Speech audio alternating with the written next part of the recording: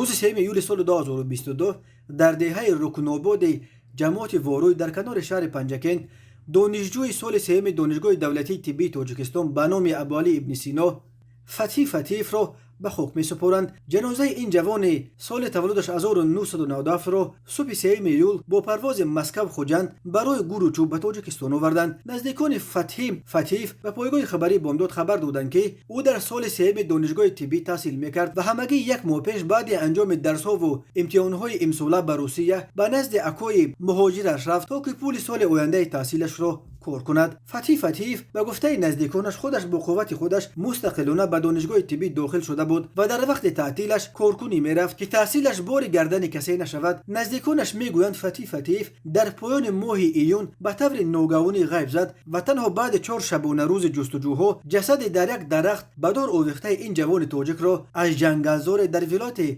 مسکو پیدا کردند. معلوم نیست که او خودکشی کرده است و یا او را کشتند و جسدش را به درخت آویختند. جنازه فتحی را برادر غمزده‌اش به وطن آورد. ساکنان رکناباد میگویند تنها از اول سال جاری فتیف الکی دومی زاده این دهه است که جسد حلق‌آویزشان را در روسیه پیدا میکنند. سال گذشته نیز یک طبیب از این دهه در مسکو خود را به دار آویخته خودکشی کرده بود. هر سال بیش از 1 میلیون نفر یا تقریبا نصف اهالی قابل کار تاجیکستان برای تامین زندگی خانواده‌های خود به خارج و خصوصا به روسیه به مردکاری می روند و هر سال در روسیه به علتهای گوناگون تا 1000 نفر از مهاجران تاجیک اکثرا در سن جوان به زندگی پدرود می گویند. یعنی هر روز مهاجرت در روسیه جان تو 3 مهاجر تاجیک را می گیرد. خداوند روان همه مهاجر بچه‌های تاجیک شهید شده را شاد گرداند.